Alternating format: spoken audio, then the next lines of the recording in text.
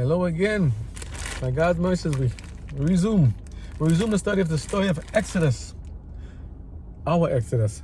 From not just physical slavery and captivity and conditioning, but from the spiritual one. Because right now, God's people are on a journey to get to heaven, Heavenly Canaan, and to get to a better life. And a lot of it is on faith. We don't know exactly how it'll be. We haven't know exactly how it's going to go and when exactly things will happen. But we believe what God says. When you see the signs of the time, know that his drawing, his coming is even that much closer.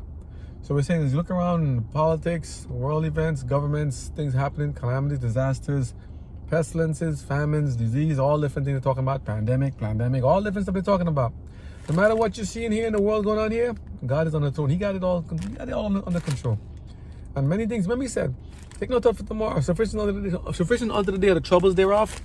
Meaning that, yeah, we have enough things day by day, so let's work with today. You're here by the grace of God. I'm here. We're trying to get this together. And he's given us his word. Here we're going to read or continue Patriarchs and Prophets, Ellen G. White's writings to back up and to support what God is doing in the Bible. Going to continue the story of, listen to the Exodus story of all of us children of Israel leaving from Egypt to go to Canaan.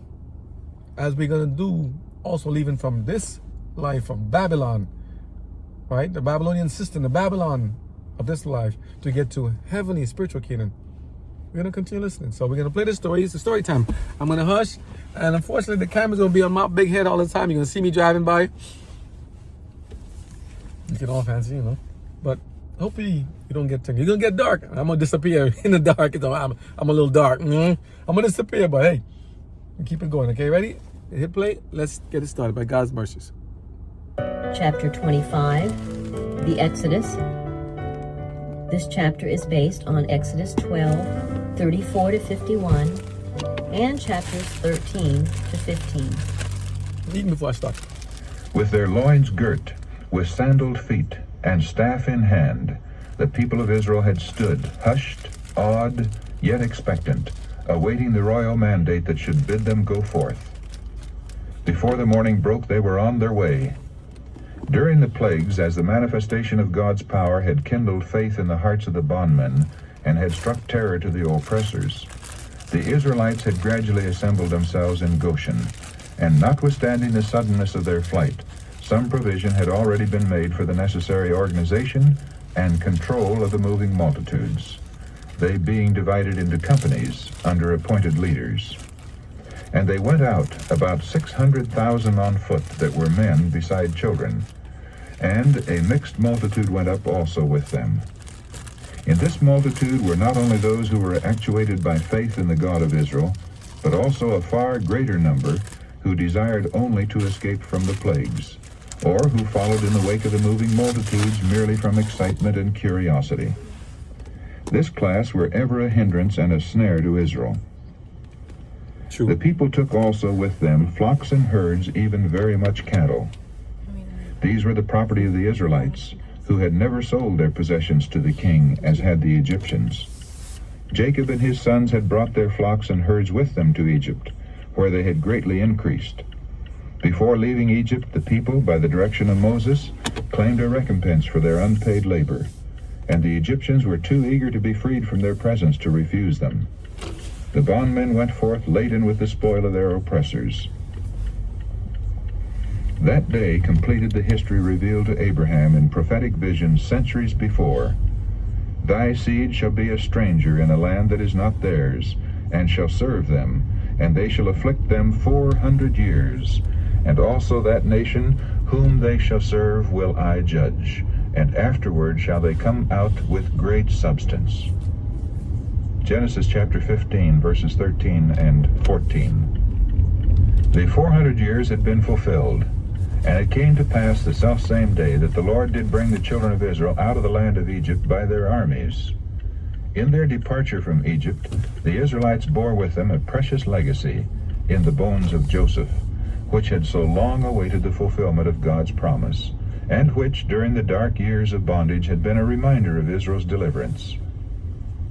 Instead of pursuing the direct route to Canaan, which lay through the country of the Philistines, the Lord directed their course southward toward the shores of the Red Sea. For God said, "Lest peradventure the people repent when they see war, and they return to Egypt." Had they attempted to pass through Philistia, their progress would have been opposed. For the Philistines, regarding them as slaves escaping from their masters, would not have hesitated to make war upon them. The Israelites were poorly prepared for an encounter with that powerful and warlike people. They had little knowledge of God and little faith in Him, and they would have become terrified and disheartened. They were unarmed and unaccustomed to war. Their spirits were depressed by long bondage, and they were encumbered with women and children, flocks and herds. In leading them by the way of the Red Sea, the Lord revealed Himself as a God of compassion as well as of judgment. And they took their journey from Succoth, and encamped in Etham, in the edge of the wilderness.